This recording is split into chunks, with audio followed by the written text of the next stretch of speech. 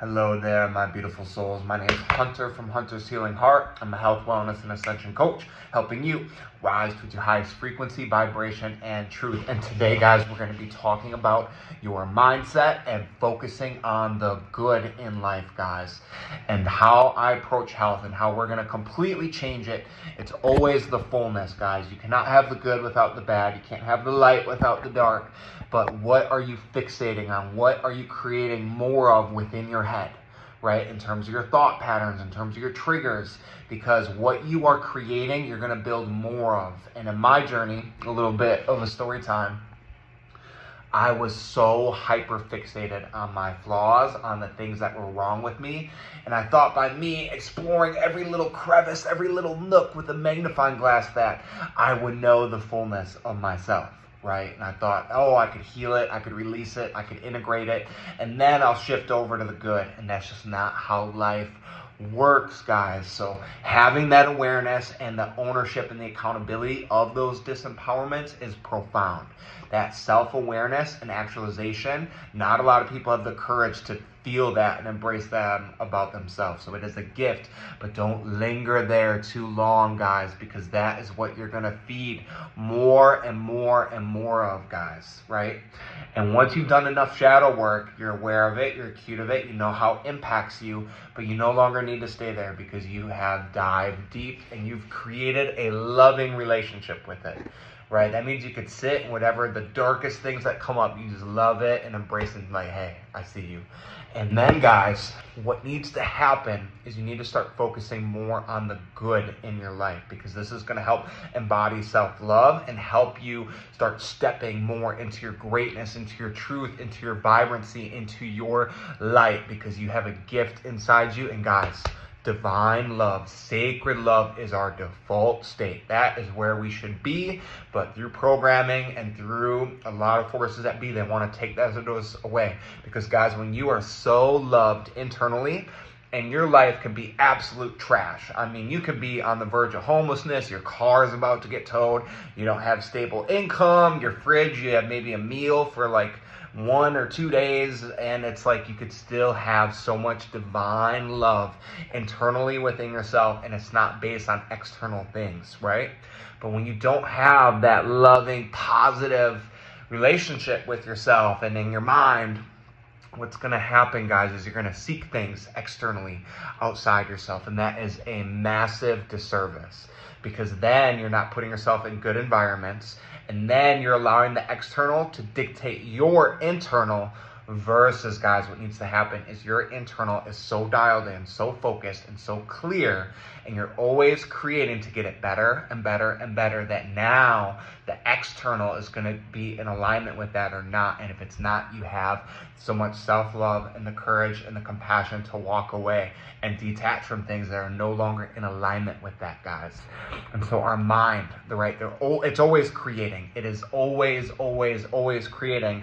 The thing is, though, are you conscious of it? Are you aware of some of the thoughts that are happening? Because if you are not, guys, in lesson 1, oh man, I probably should have started with this. You are not your thoughts. You are not your thoughts. You're not your emotions. You're not your physical body. You are a deep soul that witnesses all this stuff. And when you could start to detach and witness it, it allows you to start creation, because if you're identified with it, then however it responds or acts, it doesn't give you the freedom, the consciousness, and the empowerment to rise above, guys. And how you do this, you have to connect to yourself. And breath work, guys, I can't emphasize this enough. Breath work is key and pivotal, because the more you connect to that, that is more so your true body, your true sense, your true consciousness in that moment and throughout moments of the day. Right? So you detach from your thoughts, you have an awareness of them, and then, guys, we're going to actually talk about the creation process and how to go into that.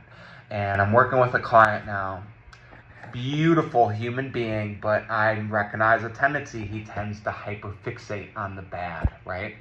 And this could be, where does this come from, guys? This could be a trauma response, right? You hyper vigilant for negative things because you needed to do that in order to survive, to be prepared and ahead of the game in case things go wrong. You are in a position to be ready for it. And also the relationship with yourself, there's not enough self-love. You don't know how to get some of your needs met. You'll go more so the destructive approach, right? And so guys, now how do we put the good stuff in? How do we put the good thoughts in, right? And this comes down to affirmations, and speaking it is one thing, right? And when you do this, present tense is great. I am a person who, and what you want to do is or better, because when you do or better, you're opening the universe. Say, hey, if you have a higher vision than I do in my limited perspective, I fully take it. And guys, your garden in your mind, you didn't create in a week, you didn't create it in 2 weeks, a year. This has been an accumulation of your entire life. And so when you start speaking these new things, it's not going to feel in integrity. It's not going to feel in truth. It's not going to feel in alignment, because you are combating 10s, 20s, decades of years within your being. So it's a process and it takes time. And so this is where just being consistent each day with the affirmation protocol, right? And so you speak it, writing it down is very powerful as well, because that's adding more energy, more life force, more potency. And then guys, if you want to take it to an even higher octave, do that when you are looking in a mirror. Because that mirror, you're seeing deep into yourself, you're strengthening the relationship with yourself. And if you combine breath work with that, oh my God, guys, you will be in such a better state and such a better momentum. And to give you an example of how this work really starts to amplify is, a part of some of the affirmations I do is I like the masculine, like, what do you want in your life, right? Because if you don't know what you want, you're going to have opportunities, people you meet, connections. And if you don't have the courage to speak it in that moment, you're missing out on people that could possibly help you, right? Or you meet someone and they're like, well, what do you want? And it's like, well, I kind of want my business to take off, and I want to write a book, or I want a big house. It's like, all those are so vague. You said versus no. I want all my personal businesses and my social media channels to go to tier 2, because they're at a tier 1 now, where I'm consistently getting over 1,000 to 2,000 views per episode, per movie, per skit. And then I want that traffic redirected to my website, where I'm at least getting 1,000 people per day. And then I have a certain percentage with that. Or this book, I want it to be a New York bestseller, selling in multiple countries, translated in multiple languages, yada, yada, yada. But you're giving it much more life, much more detail, right? And I remember for me in my journey, I was afraid to speak my wants. I was afraid to really go after the things I desired, because I didn't think the universe had my back. I didn't think I had the courage within myself, the faith within myself to do it. But then I started speaking it, and I started honoring it. And some people are going to view that as selfish, or maybe I'm blanking on the word, but it's like, you literally asked me what I want, and I spoke it. And so I had an opportunity. I was at this massage place, and this was recently, and he's like, well, what hours do you want? And then I told him in the blink of an eye, I like my morning rituals. I like my morning embodiment. I prefer to have the evenings session. And he's like, well, you'd actually be more successful here in the mornings, and that's kind of a red flag. Well, and then I told him, hey, I'm willing to do what it takes to be successful, but you asked directly what I wanted, and that's my ideal environment.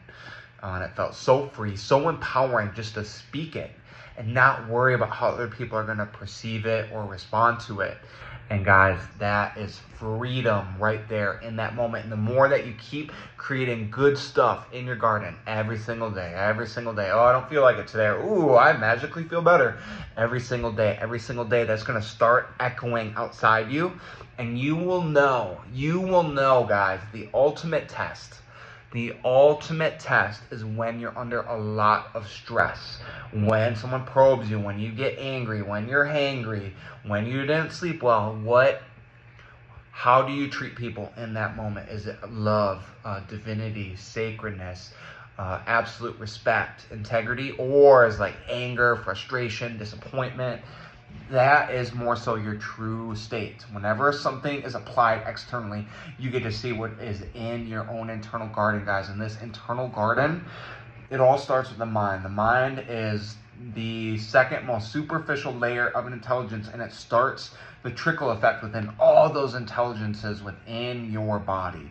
That starts influencing your emotions, that starts influencing your energetic channels, all the cells, the other physical systems within the body. And so you have to make sure this one is in integrity and that you're speaking and thinking really strong and radiant thoughts, right? On the negative, right? What's wrong, all the problems, and get hyper fixated on it.